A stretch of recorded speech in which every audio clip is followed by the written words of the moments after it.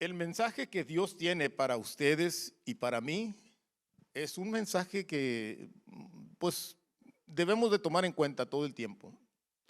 Como ustedes saben, el enemigo anda constantemente rugiendo como un león, buscando a quien devorar. Necesitamos tener precaución, guardar nuestro corazón constantemente. El mensaje se intitula El gran privilegio de renacer en Cristo. En la escritura, Juan, 1 Juan 3:9, todo aquel que ha nacido de Dios no practica el pecado, porque la simiente de Dios permanece en él y no puede pecar, porque ha nacido de Dios. Amén. Con frecuencia se ha supuesto que el que es nacido de Dios es ser uno con el justificado. Como si ustedes recuerdan, yo les he mencionado la justicia de Dios Padre cuando Jesucristo murió en la cruz y y nosotros le pedimos perdón ante la cruz. Él nos da su justicia. ¿Cuál es su justicia? Su justicia es el de no pecar, el de purificarnos, de hacernos justos, de hacernos dignos de recibir su perdón y limpiarnos de toda impureza, de toda mancha.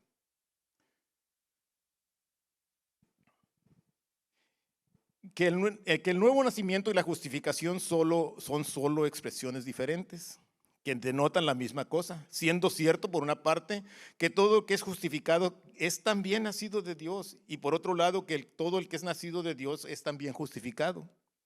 Que estos dos dones de Dios se dan a cada creyente en un mismo momento.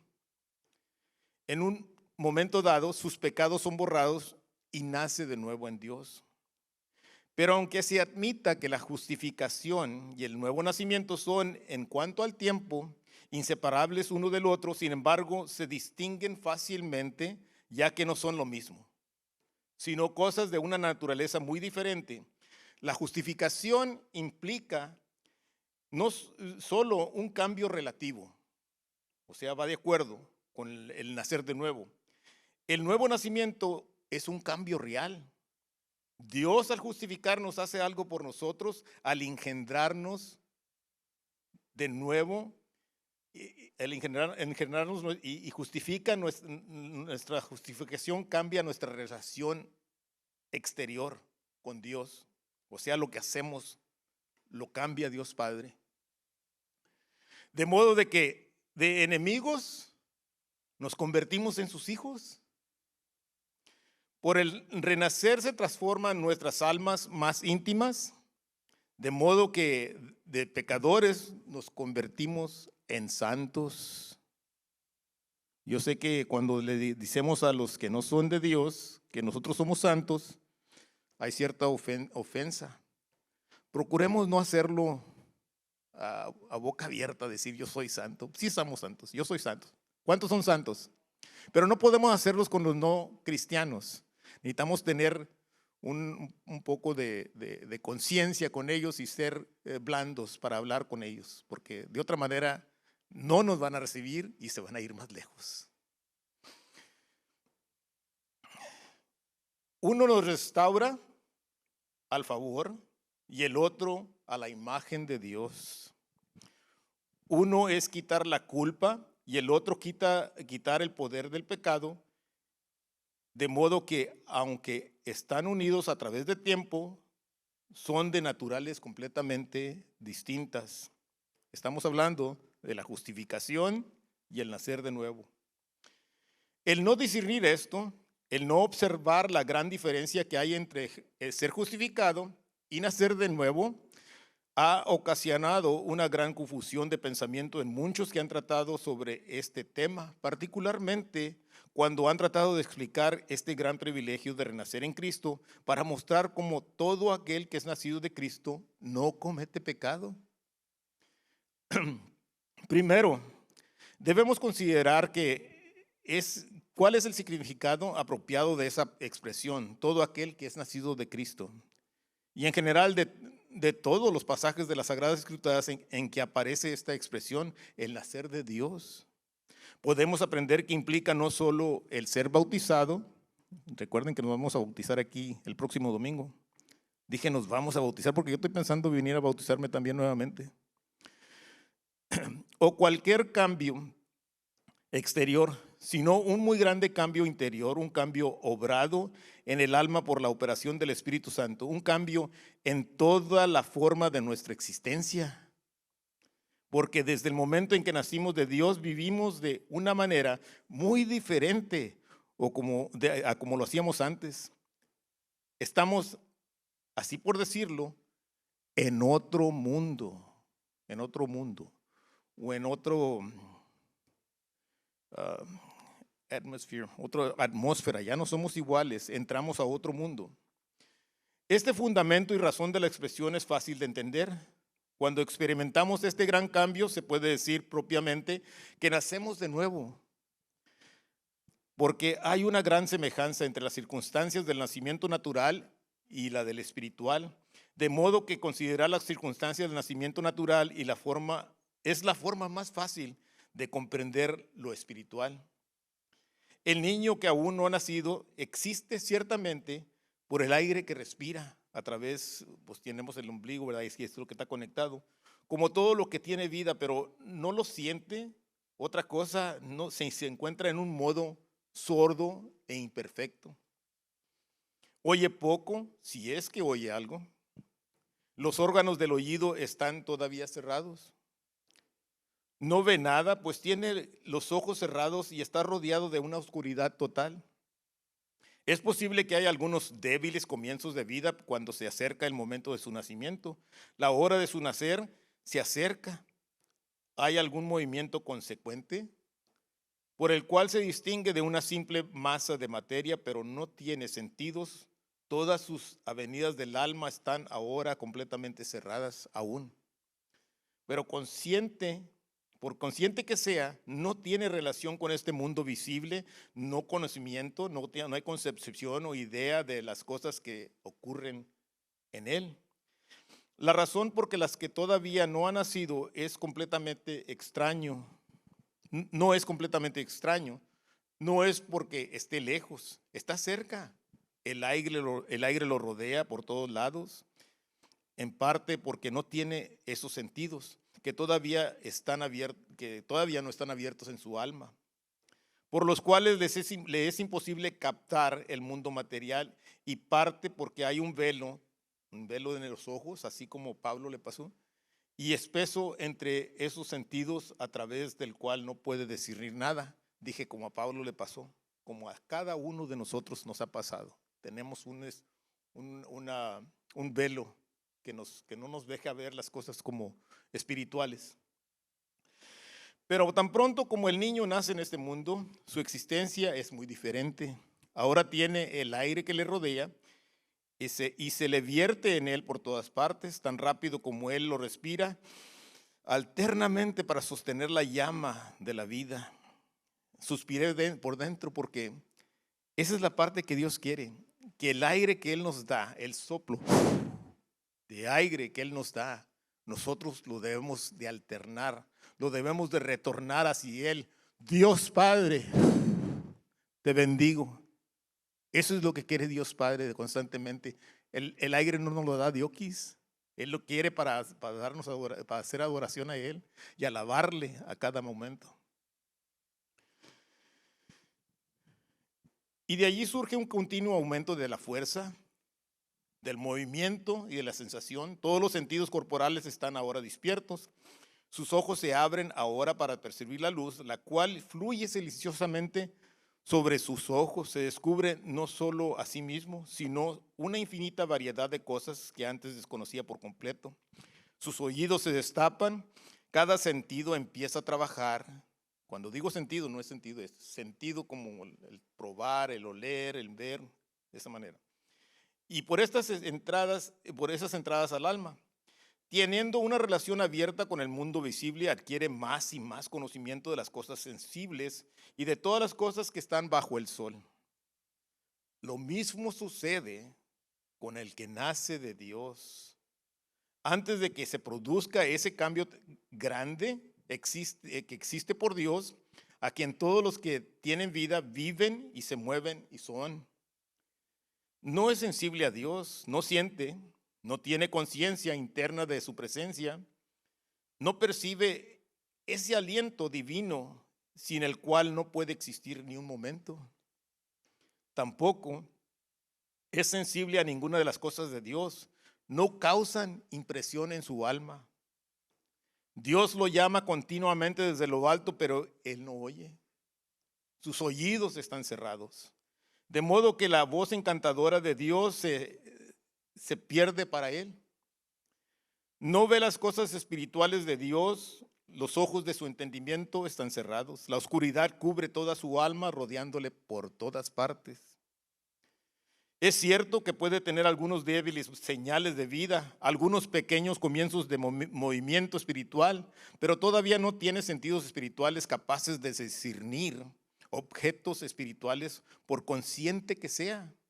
No discierne las cosas espirituales de Dios, no puede conocerlas, porque esas cosas se disciernen solamente espiritualmente.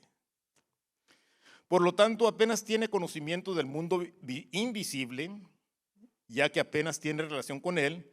No es que esté lejos el mundo que invisible, el mundo está en medio de él, lo rodea. El otro mundo, como solemos llamarlo, no está lejos de cada uno de nosotros. Está arriba, está abajo y por todos lados. Solo el hombre natural no lo discierne, y en parte porque no tiene sentidos espirituales por los cuales solo podemos discernir las cosas de Dios, en parte porque se interpone un velo tan espeso que no sabe cómo penetrar. Pero cuando es nacido de Dios, el Espíritu, como cambia el modo de su existencia. Toda su alma ahora es sensible a Dios y puede decir por experiencia segura: sobre mi lecho y sobre mi camino estás tú. Te siento en todos mis caminos. Por detrás y por delante me rodeas y sobre mí pones tu mano. El Espíritu o soplo de Dios es inmediatamente inspirado en el alma recién nacida, y el mismo soplo que viene de Dios vuelve a Dios. Ahora, como recién nacido, y el mismo soplo, como se recibe continuamente por la fe, así también se devuelve continuamente por el amor, por la oración, por la alabanza y por la acción de gracias. Y por este nuevo soplo de todo el alma que es verdaderamente nacida de Dios, esta respiración espiritual, la vida espiritual no solo se sostiene, sino que se incrementa día tras día. Se va de fe en fe, de gloria en gloria.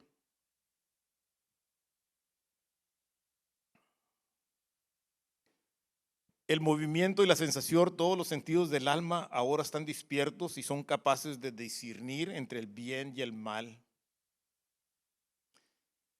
Cuando nosotros andábamos en el mundo pensábamos conocer el bien y el mal, pero nos damos cuenta después de que ya conocemos a Cristo Jesús que estábamos equivocados, a cuál era el bien de Dios, y a cuál era el mal. Yo, en lo personal, hay un proverbio donde dice que el conocimiento de Dios es el conocimiento de la sabiduría. Cuando nosotros estamos rodeados del mundo, sabemos que hay gentes que no conocen a Dios. La sabiduría, como yo lo he tomado, y eso es nomás mi opinión, ¿verdad? Esto va gratis. La sabiduría para mí es mirar desde lo alto, mirar como Dios. No estoy diciendo que soy Dios, pero mirar las cosas como Dios las ve, como ver a cada individuo, mirarlo como Dios mira a cada individuo. Y no nomás mirarlo, sino entenderlo y por qué razón está en el lugar que está. Yo creo que esa es sabiduría divina.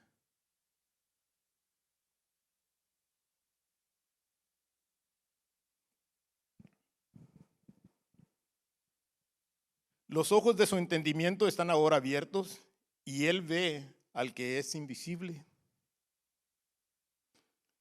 Él ve lo que es la grandeza de su poder y de su amor para los que en él creen. Ve que Dios es misericordioso con el pecador, que es reconciliado con el Hijo por su amor. Percibe claramente tanto el amor perdonador de Dios como todas sus preciosas y grandísimas promesas. Dios que mandó que de las tinieblas resplandeciera la luz, ha resplandecido y resplandece, y en su corazón para iluminarle con un conocimiento de la gloria de Dios y de Jesucristo. Todas las tinieblas ahora han pasado y él permanece en la luz y en el rostro de Dios Padre. ¿Cuántos miran a Dios constantemente? No queremos ponernos la imagen que miramos todo el tiempo en los retratos, pero ustedes tienen su manera de ver a Dios en su cabeza de una forma que es majestuosa, gloriosamente inexplicable. Yo lo tengo y yo sé que cada uno de ustedes también lo tienen, como miran a Dios Padre de diario, a cada momento, a cada momento. Sus oídos ahora son abiertos y la voz de Dios ya no llama en vano, o sea, la escucha. Oye y obedece el llamado celestial, conoce la voz de su pastor, estando ahora despiertos todos los sentidos espirituales, tiene una clara relación con el mundo invisible y por lo tanto sabe más y más de las cosas que antes no podía saber. Ahora sabe lo que es la paz de Dios. ¿Cuántos saben y conocen la paz de Dios?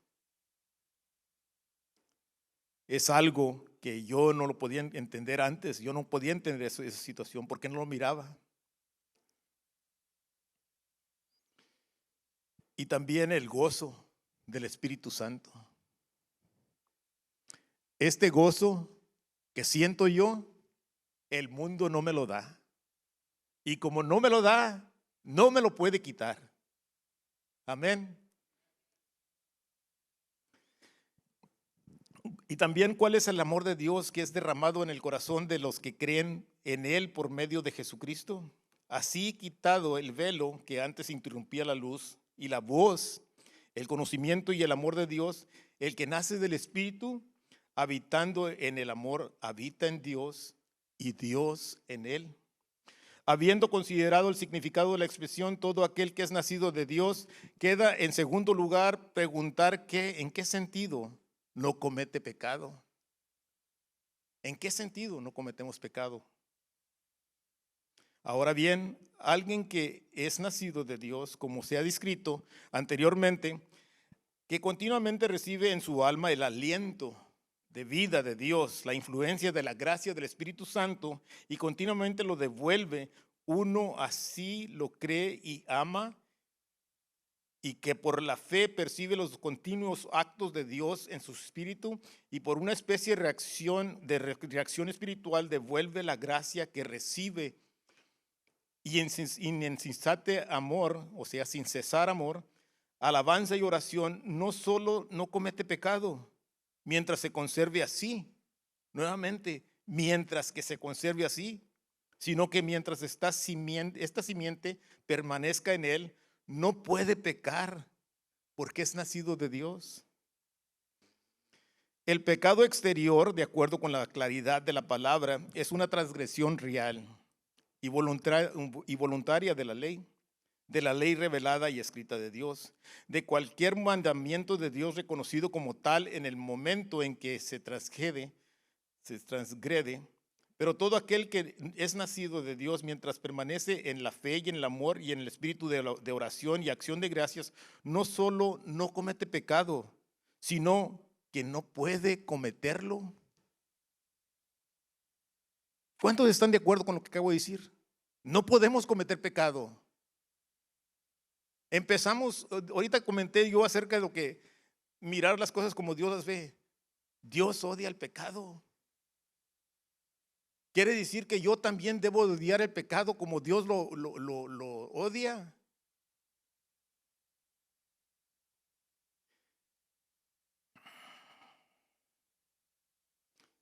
Mientras esa semilla que permanece en él, esa fe amorosa, orante y agradecida, lo va a obligar a abstenerse de todo lo que sabe que es abominable a Dios.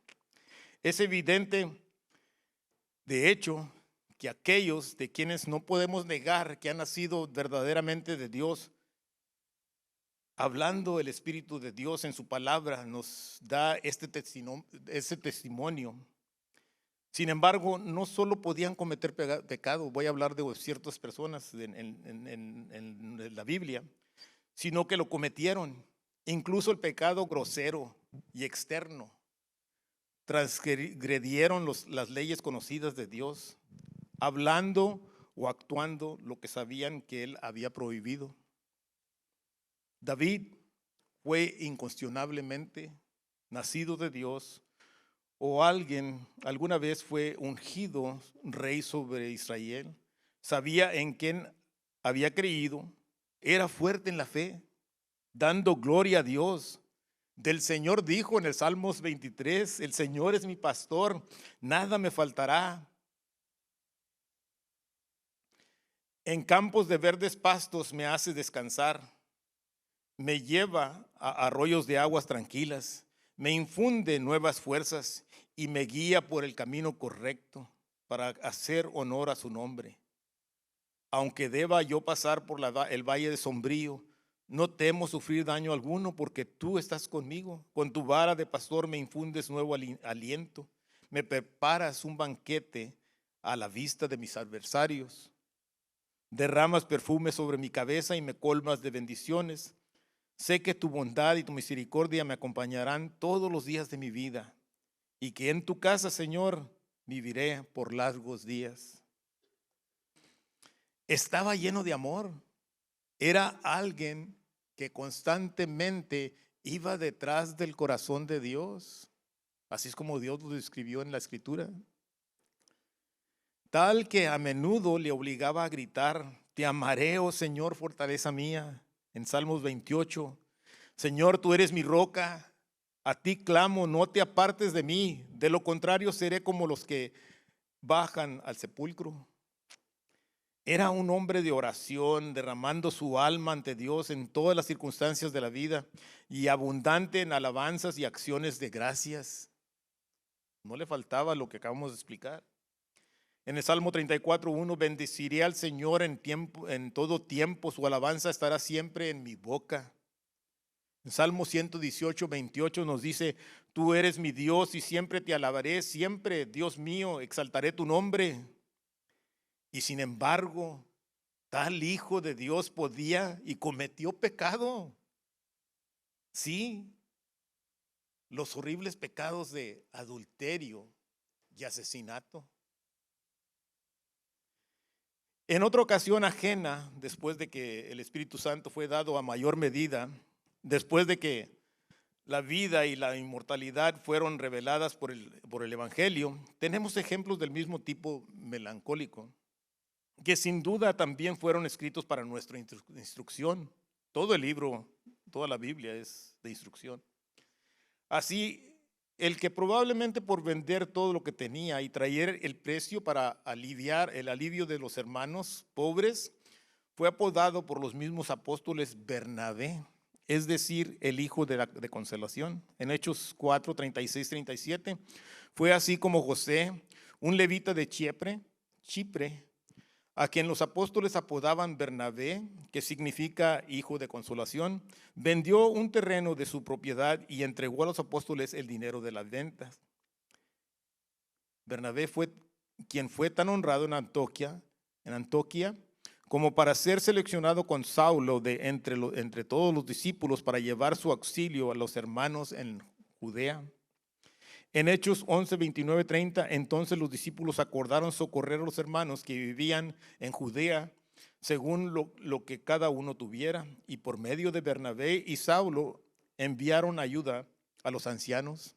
Este Bernabé quien a su regreso de Judá fue por la dirección peculiar del Espíritu Santo solemnemente separado de los otros profetas y maestros para la obra de la cual Dios lo había llamado. En Hechos 13, 1 al 4, en la iglesia de Antioquía eran profetas y maestros Bernabé y Simón, al que llamaban Niger, Lucio de Cirene, Manaén, que se habían criado con la tetrarca Herodes, y Saulo. Como ellos servían al Señor y ayunaban siempre, el Espíritu Santo dijo: apártame a Bernabé y a Saulo, porque los he llamado para un importante trabajo. Y así, después de que todos ayunaron y oraron, les impusieron las manos y los despidieron. Bernabé y Saulo fueron llevados por el Espíritu Santo a Seleucia y de allí navegaron a Chipre. Incluso a acompañar al gran apóstol Pablo entre los gentiles y a ser un compañero colaborador de obras. No obstante, fue después tan agudo, o sea, una persona muy ruda. En Hechos 15, 35, 39, así que Pablo y Bernabé continuaron enseñando la palabra del Señor en Antioquía y anunciando el evangelio a muchos. Pablo se separaba de Bernabé y comienza su segundo viaje misionero. Algunos días después, Pablo le dijo a Bernabé: volvamos a visitar a los hermanos en las ciudades donde hemos anunciado la palabra del Señor para ver cómo están.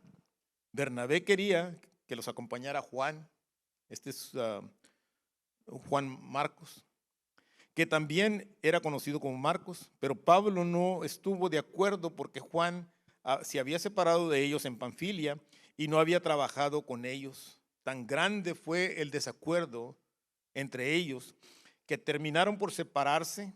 Bernabé tomó a Marcos y se embarcó hacia Chipre, abandonando a aquel a quien había estado unido de manera tan inmediata por el Espíritu Santo, o sea, abandonando a Pablo.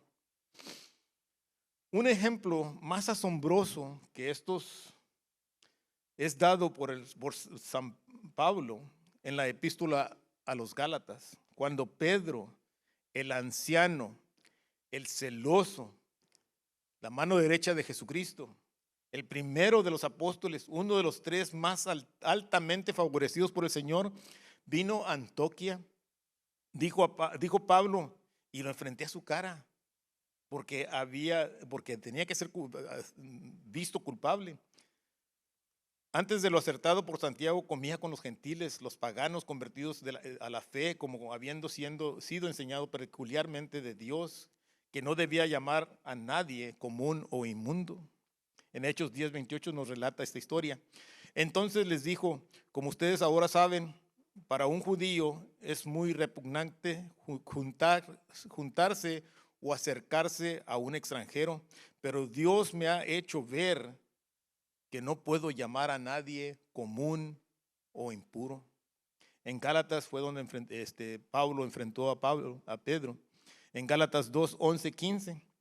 Pero cuando Pedro vino a Antioquía, me enfrenté a él cara a cara, porque lo que hacía era reprochable. Pues antes de que vinieran algunos de parte de Jacobo, como con los no judíos, pero después que vinieron se retraía y se apartaba porque tenía miedo de los judíos. Y en su simulación participaban también los otros judíos, de modo que hasta Bernabé fue arrastrado también por la hipocresía de ellos. Pero cuando vi que no andaban rectamente y conforme a la verdad del evangelio, dije a Pedro delante de todos: si tú, que eres judío, no vives como los judíos, sino como los no judíos, ¿por qué obligas a los no judíos a hacerse judíos? Nosotros somos judíos de nacimiento y pecadores salidos de los no judíos. Así también hay un pecado claro e innegable cometido por alguien que indudablemente nació de Dios, como fue Pedro. Pero ¿cómo puede conciliarse esto con la afirmación de Juan? Si se toma en el sentido literal de que todo aquel que ha nacido de Dios no comete pecado. Respondo, lo que se ha observado durante mucho tiempo es esto. mientras que el que es nacido de Dios se guarde a sí mismo. Nuevamente, se guarde a sí mismo. Lo puede hacer por la gracia de Dios. El maligno no lo toca, pero si no se guarda a sí mismo y si no permanece en la fe, puede pecar como cualquier otro hombre. Por lo tanto, es fácil entender cómo estos hijos de Dios podrían ser movidos de su propia firmeza. Cuando estaban parados firmemente, se los movió el enemigo.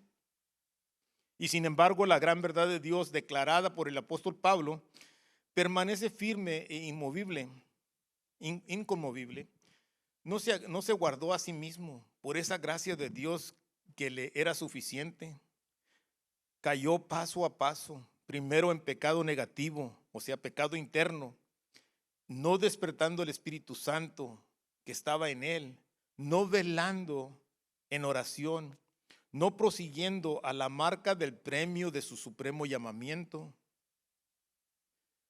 cediendo a algún mal deseo o temperamento, luego perdió su fe, su visión de un Dios perdonador y consecuentemente su amor a Dios, y siendo entonces débil como otro hombre, fue capaz de cometer incluso pecados externos. Para explicar esto con un ejemplo más particular, David nació de Dios y vio a Dios por la fe. Amaba a Dios con sinceridad. En verdad podría decir: ¿a quién tengo yo en el cielo sino a ti?, le decía Dios. Y no hay en la tierra ni persona ni cosa que yo desee en comparación a ti. Pero aún permanecía en su corazón una corrupción de naturaleza que es la semilla de todo mal. Esa semilla de corrupción aún existe en cada uno de nosotros y tenemos que tener cuidado. Segundo Samuel 11:2, y un día por la tarde, aquí nos habla de David, mientras se paseaba por las azoteas de su palacio después de la siesta, vio desde allí a una mujer muy hermosa que se estaba bañando.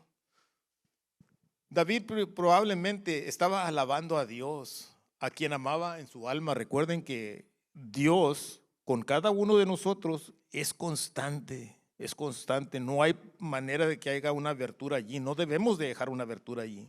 Debe ser constante nuestra alabanza a Dios.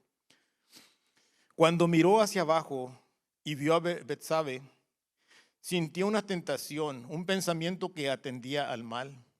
El Espíritu de Dios no dejó de convencerle de ello. Sin duda oyó y conoció la voz de advertencia. Seguramente le habló la voz del Espíritu Santo y le advirtió. Pero cedió en cierta medida al pensamiento y a la tentación y comenzó a prevalecer sobre él. De este modo su espíritu quedó manchado, seguía viendo a Dios, pero no con la claridad de antes. Seguía amando a Dios, pero no en el mismo grado ni con la misma fuerza y el ardor de afecto.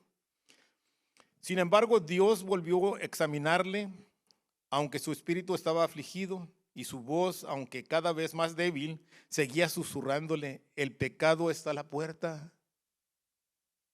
¿Cuántos de nosotros hemos escuchado esa voz cuando vamos a caer en alguna tentación?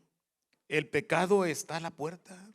Nos está diciendo el Espíritu Santo, nos está diciendo Dios Padre. El pecado está a la puerta, nos está previniendo.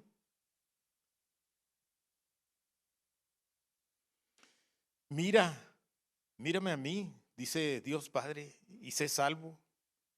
Pero no quiso oír. Volvió a mirar, no a Dios, sino al objeto prohibido, hasta que la carne fue superior a la gracia y encendió la lujuria en su alma. El ojo de su mente ahora se cerró de nuevo y Dios desapareció de su vista.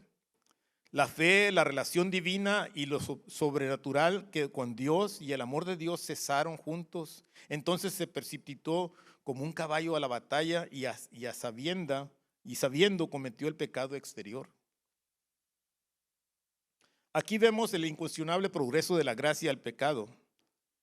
Así que vamos a estudiarlo paso por paso. Primeramente, la semilla divina de la fe amorosa y vencedora permanece en él que es nacido de Dios, el que se guarda a sí mismo. Se queda la semilla por la gracia de Dios y no puede cometer pecado. En segundo lugar, surge una tentación, ya sea del mundo, de la carne, del diablo, lo que sea. El Espíritu de Dios le advierte que el pecado está cerca, así como a David, y que le pide que vigile más abundantemente su corazón. Dios Padre hace eso por nosotros, la gracia de Dios Padre nos hace eso por nosotros. Pero él cede, está hablando de David aún, él cede en cierto grado a la tentación que ahora comienza a agradarle. El Espíritu Santo se entristece, su fe se debilita y su amor por Dios se enfría. El Espíritu Santo lo reprende más severamente y dice, este es el camino, anda por él. Se aparta de la dolorosa voz de Dios y escucha la supuesta agradable voz del tentador. El mal deseo comienza y se extiende en su alma hasta que la fe y el amor se desvanecen. Entonces es capaz de cometer pecado exteriormente. El poder del Señor se ha apartado de él.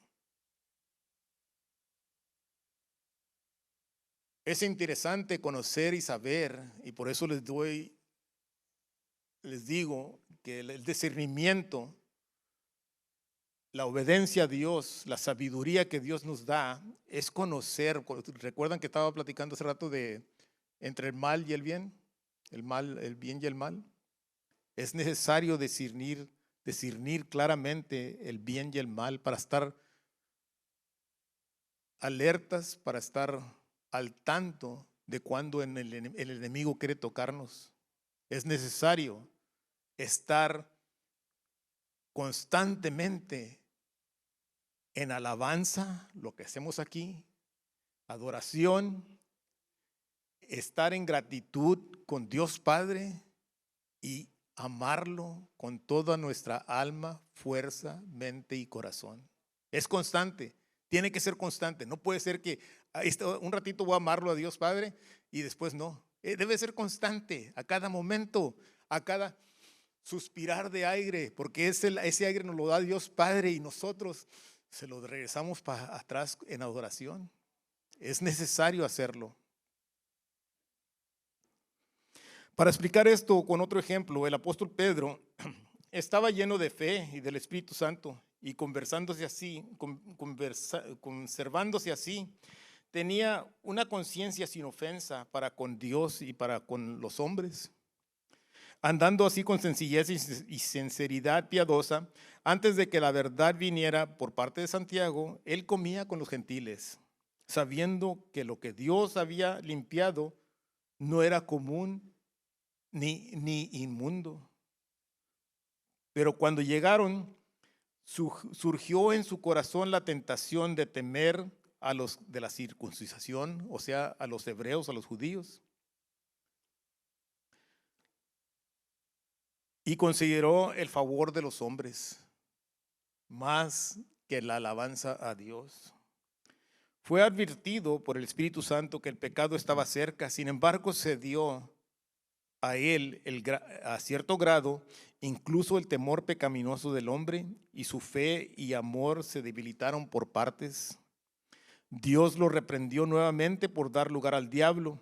Sin embargo, no escuchó la voz de su pastor, pero se entregó a ese miedo servil y se apagó el espíritu. Entonces Dios desapareció y extinguidos la fe del amor, cometió el pecado exterior.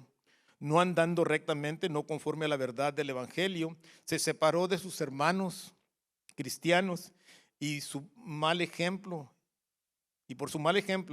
sino también por su consejo, obligó incluso a los gentiles a vivir a la manera de los judíos, volver a enredarse en ese yugo de servidumbre de cual Cristo los había liberado.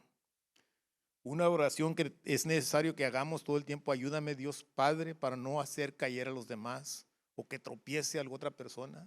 Es necesario tener cuidado con eso también, que no causemos a otra persona que se tropiece en el camino. De las circunstancias anteriores podemos aprender primero a dar una respuesta clara a una pregunta que nos ha dejado perplejos con frecuencia a muchos que eran sinceros de corazón. ¿El pecado viene antes o sigue después de la pérdida de la fe?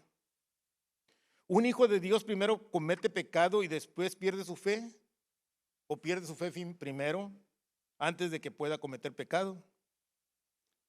Respondo: algún pecado de omisión, al menos, viene antes de perder nuestra fe interior.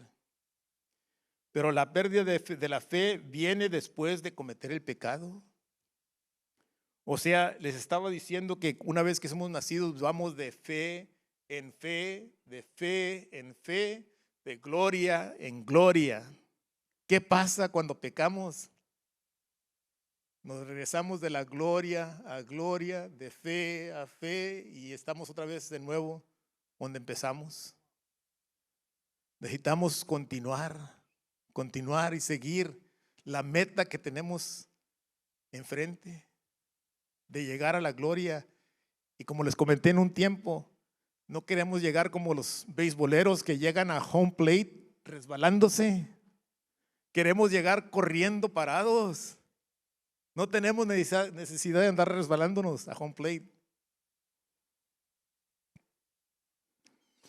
Cuando más examine el creyente su propio corazón, más se convencerá de esto: que la fe que obra por el amor excluye tanto el pecador interior como el exterior del alma que vela en oración. Sin embargo, estamos expuestos a la tentación.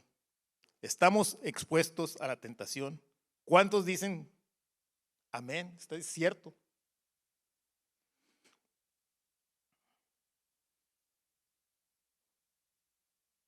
Particularmente el pecado que fácilmente nos persigue. Hay pecados que nos persiguen. ¿Tienen conocimiento de eso? Es necesario tener conocimiento de los pecados que los persiguen. Yo tengo pecados que me persiguen. ¿Ustedes conocen sus pecados que los persiguen? Es necesario conocerlos. Que si el ojo amoroso del alma está fijo en Dios, la tentación pronto se desvanece, pero si no, como habla el apóstol Santiago en Santiago 1:14, al contrario, cada uno es tentado cuando se deja llevar y seducir por sus propios malos deseos. El fruto de estos malos deseos, una vez concebidos, es el pecado. El fruto del pecado, una vez cometido, es la muerte. Sacados de Dios por nuestro propio deseo y atrapados por el anzuelo del placer presente o prometido, entonces ese deseo concebido en nosotros engendra el pecado. Habiendo destruido nuestra fe al pecado interior, nos arroja de cabeza al lazo del diablo para que cometamos cualquier pecado exterior. De lo que se ha dicho, podemos aprender lo que es la vida de Dios en el alma de un creyente. ¿En qué consiste? En que sí consiste apropiadamente. Nos implica inmediatamente, continuamente, inspiración del Espíritu Santo, Dios soplando en el alma y el alma soplando de vuelta lo que primero recibió de Dios. Una acción continua de Dios sobre el alma, una reacción del alma sobre Dios, una presencia insensate de Dios, el Dios amoroso y el perdonador, manifestado al corazón y percibido por la fe, y en retorno, entregándole nuestro amor, todas las palabras de nuestra lengua, todas las obras de nuestras manos, todo nuestro cuerpo, alma y espíritu, para hacer un sacrificio santo, aceptable a Dios en Cristo Jesús. Y de aquí podemos deducir la absoluta necesidad de esta reacción del alma para la continuación de la vida divina. Pues parece claro que Dios no continúa actuando sobre el alma, al menos de que el alma reaccione sobre Dios. Él nos previene en verdad con las bendiciones de su bondad. Nos previene al caer al pecado con las bendiciones que Él nos da. Nos da tantas bendiciones que no podemos desagradarle a Él. No queremos desagradarle a Él con tantas bendiciones que nos da. ¿Cuántos han recibido bendición de Dios? No podemos fallarle a Dios Padre, no podemos.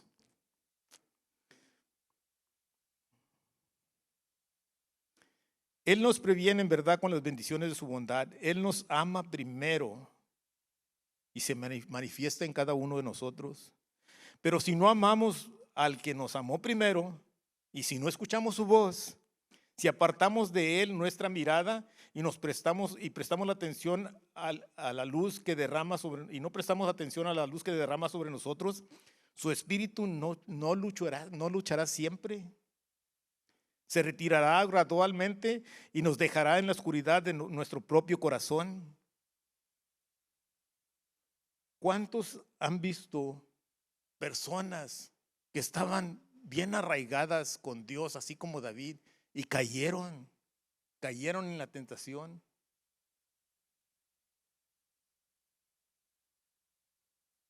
Le nombran en inglés backslider. Yo fui uno de ellos.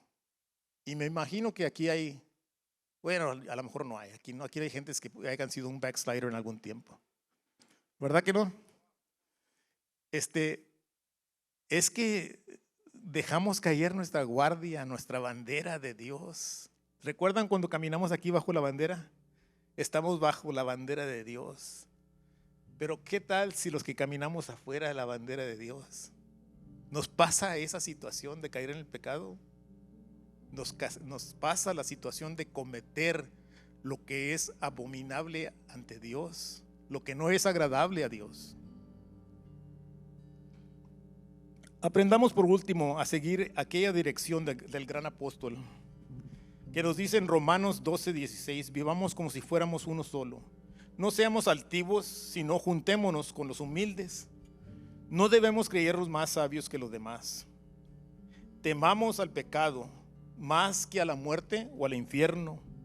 Tengamos un temor celoso, aunque no doloroso, no sea que nos apoyemos en nuestros propios corazones engañosos.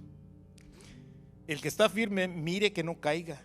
Incluso el que ahora permanece firme en la gracia de Dios, en la fe que vence al mundo, puede no obstante caer en el pecado interior y por lo tanto hacer navegar nuestra fe. La palabra era naufragar. El cual fácilmente el pecado exterior recobrará su dominio sobre él. Ustedes, hombres y mujeres de Dios, miren siempre que siempre oigan la voz de Dios. Velen para que puedan orar sin cesar, constante. Y en todo tiempo y en todo lugar, Dios Padre derrame su corazón sobre ti. Así siempre creerás y siempre amarás y no cometerás pecado. Nos ponemos de pie, por favor. Voy a hacer una oración individualmente para cada persona que se encuentra aquí esta mañana. Todos tenemos pecados, todos tenemos faltas, todos tenemos caídas. Y es necesario estar en oración. Esto no estoy poniendo la mira en alguien particularmente, es en general. Señor Jesús, perdóname. Confieso que me he estado ofreciendo al pecado y ahora soy el esclavo de pecado. Renuncio a él, renuncio a mis pecados. Santifico mi sexualidad a Jesucristo. Presento los miembros de mi cuerpo y mi sexualidad como instrumentos de justicia. Renuncio a las formas en que he presentado mi glotonería, mi apetito, mi bebida, el alcohol, las drogas, a Jesucristo. Presento mi preocupación, ansiedad y miedo porque sé que no son de ti, Señor. Renuncio a las palabras que hieren, Presento mi boca a Jesucristo para que me libre de las maldiciones y las palabras destrozadoras y de las mentiras. Presento mis pecados de omisión, de tomar tu amor a la ligera. Renuncio a todas las formas en que me he entregado al pecado. Santifico mi cuerpo a Jesucristo. Dedico y consagro mi vida una vez más al gobierno de Jesucristo, porque soy tuyo, Señor, y solo a ti clamo. Pido misericordia, porque sé que me amas y yo te amo a ti, Señor. Que tu sangre expiatoria cubra mis pecados y me limpie. Que tu santidad me posee totalmente y completamente. Gracias, Padre. Amén. Por favor, les pido a nuestros intercesores un aplauso, sí, con ganas, hágalo con ganas. Para Jesucristo.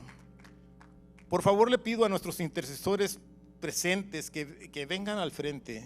Y si se encuentra alguien aquí que necesite oración, vengan hacia ellos, que están dispuestos a ponerse en la brecha y hacer oración por cada uno de ustedes. Por favor, tomen la mano de alguien cerca de ustedes y díganle: Cristo te ama y yo también. Si ustedes supieran la fuerza que tienen esas palabras, Cristo te ama y yo también. Si ustedes conocen a alguien que no conoce a Cristo, díganselo. Yo he visto tantas personas que les escurren las lágrimas, que lloran porque por primera vez alguien les dijo: Cristo te ama y yo también. Hay tanta gente que vive sin el amor de Dios. Háganselo saber. Cristo te ama y yo también.